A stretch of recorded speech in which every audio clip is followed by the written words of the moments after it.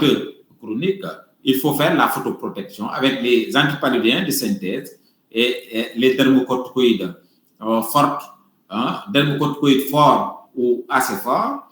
Et en deuxième intention, si les lésions cutanées sont rebelles, il faut savoir utiliser le thalidomide. Et la durée du traitement, c'est de 2 à 3 ans. Lupus érythémateux subaigu, la photoprotection, l'hydroxychloroquine, la corticothérapie per os pendant 1 mois.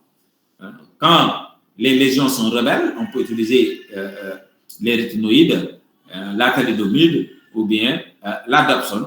Et la durée du traitement aussi peut aller jusqu'à 3 ans. Pour maintenant, le lupus érythémateux systémique, il faut toujours hospitaliser votre malade, car ça va permettre de faire une mise au point sur les différentes atteintes extracutanées, mais aussi ça va permettre d'entamer une bonne éducation thérapeutique. Et concernant donc ce lupus systémique, le traitement, c'est la corticothérapie par voie générale, per os le plus souvent, associé toujours avec un paludéen de synthèse. Il faut savoir que quel que soit le type de lupus, il faut toujours utiliser un antipaludéen de synthèse. Et si la réponse escomptée n'est pas trouvée, il faut donc passer aux immunosuppresseurs classiques comme le cyclophosphamide, l'azathioprine, le mycophénolate mofétyle ou bien le méthotrexate. Dans les formes graves, avec atteinte rénale de classe 3 ou 4, il faut associer corticoïdes et immunosuppresseurs classiques.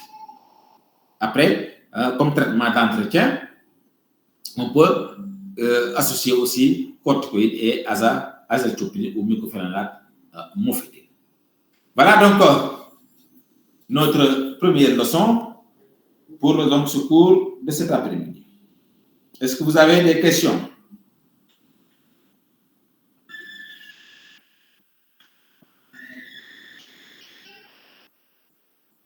Est-ce que vous avez des questions?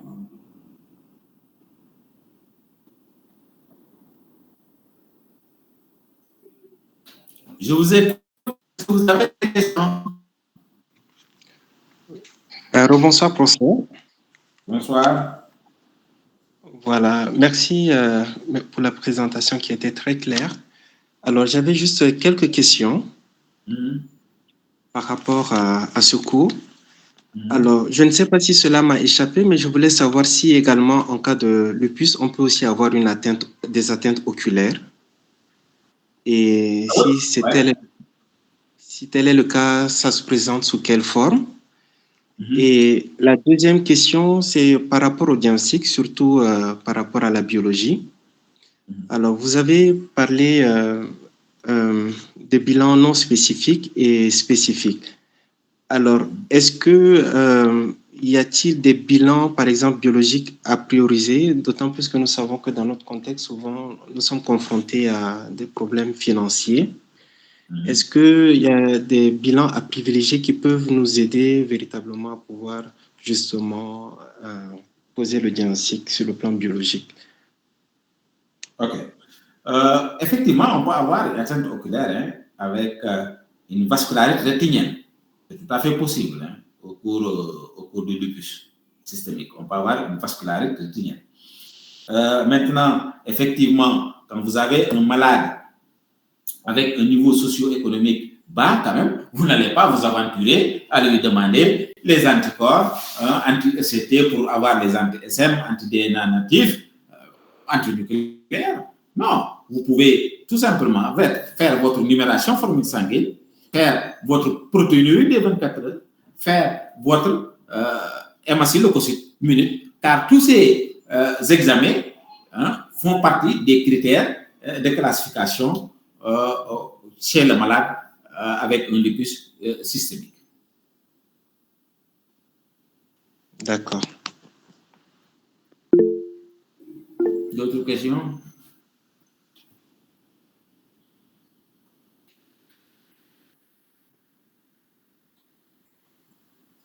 Docteur Edwidge a levé la main. Oui. Oui, professeur, merci pour la présentation. D'après vos explications, donc, est-ce à dire que si on est devant un lupus et qu'on a des signes cliniques évocateurs, notamment une éruption cutanée qui est assez évocatrice, et avec, si on a des signes cliniques assez évocateurs, est-ce qu'on peut alors s'en tenir juste à faire un bilan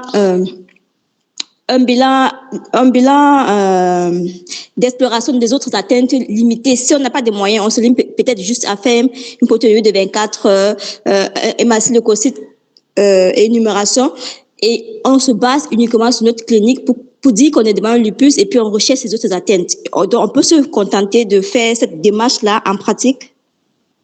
Mais bien sûr, si votre malade n'a pas les moyens, vous vous limitez aux manifestations cutanées spécifiques du lupus et vous faites tout simplement la biologie et l'exploration de l'atteinte et de la fonction rénale. Quand je dis atteinte rénale, je veux dire proteinurie des 24 heures, hémacyleucocyte minute, mais toujours, bien sûr, il faut voir s'il n'y a pas aussi une atteinte de la fonction rénale avec la créate pour vous calculer donc la clairance.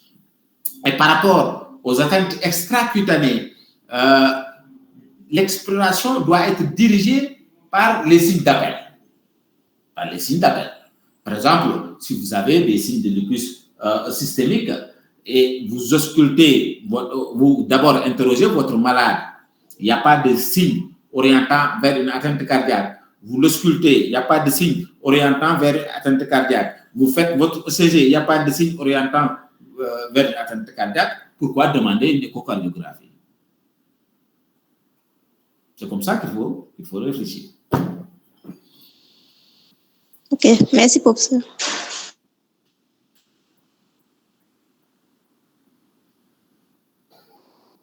D'autres questions?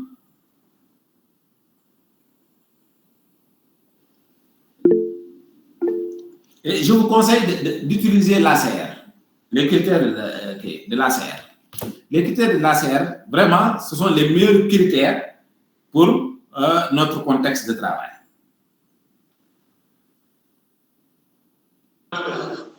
Oui, professeur, j'avais une dernière question.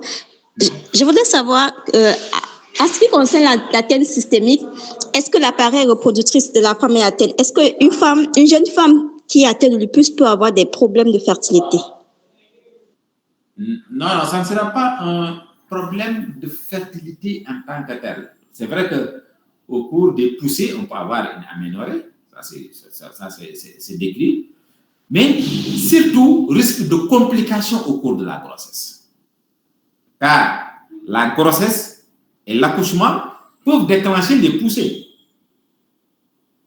Ça, c'est la première chose. Deuxième chose, quand vous avez un syndrome des anticorps antiphospholipides associés, il y a un risque d'avortement à répétition. C'est pour cela la femme qui est en poussée lipique ne doit pas tomber enceinte. Pas du tout. Il faut une contraception obligatoire jusqu'à ce que le lupus soit stabilisé.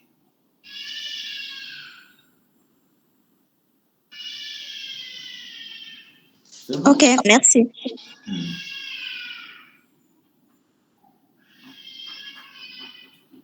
D'autres questions?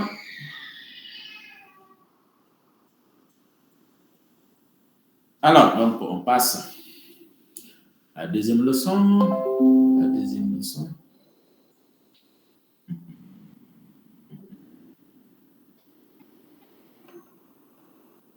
Deuxième leçon.